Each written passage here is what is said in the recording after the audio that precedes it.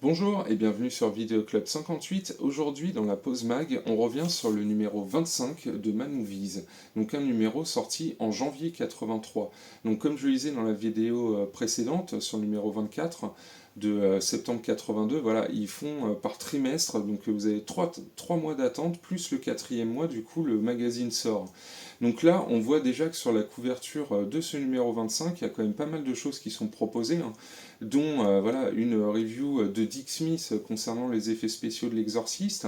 Vous avez un article sur Toby Hooper, et vous avez aussi Tron, que le magazine va découvrir, le E.T. de Spielberg qui sort, et un film décrypté, donc Alien, sur lequel la rédaction revient, et donc qui va se pencher un petit peu sur les moyens que Ridley Scott a utilisés pour nous faire peur. Donc voilà, un numéro 25 plutôt complet que je vous propose de découvrir immédiatement. Pour débuter ce numéro, c'est le jeune Benoît Lestan, membre de la rédaction et futur maquilleur de la Cité des Enfants Perdus et Martyrs, qui se livre à un entretien avec Dick Smith, l'une de ses idoles. Revenant sur ses expériences sur les tournages de L'Exorciste, Aux frontières du réel ou encore Scanner de David Cronenberg.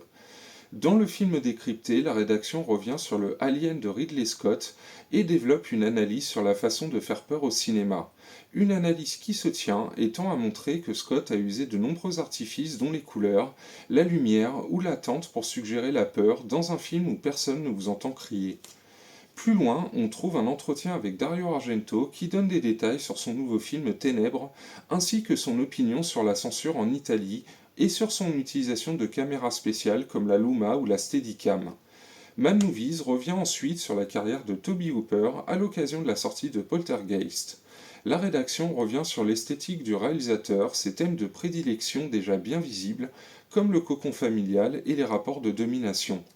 Dans les griffes du cinéphage, on consacre 2 pages à Tron, où JPP se pose des questions qui ont une drôle de résonance de nos jours, comme sommes-nous condamnés à nous informatiser? Tron est considéré à ce moment comme un film qu'il faut essentiellement voir pour son spectacle totalement inédit, mais dont le scénario ne propose lui aucune surprise. Plus loin, on nous parle du Halloween 3 de Tommy Lee Wallace, nettement supérieur au deuxième, et Possession de Sidney Furie, très apprécié. Le nouveau Argento, Ténèbres, est salué par sa maîtrise et un scénario enfin à la hauteur des images.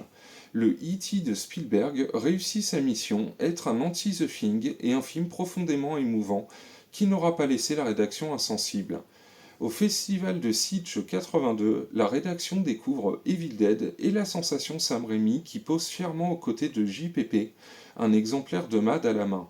Pour finir, Spielberg pose avec son E.T. en quatrième, alors qu'un concept art d'une suite très attendue nous fait déjà rêver. Donc comme on peut le voir, des avis encore très tranchés sur l'actualité du cinéma à ce moment-là, on reconnaît vraiment que E.T. par exemple va être un blockbuster énormissime et que bien sûr il va complètement enfoncer The Thing.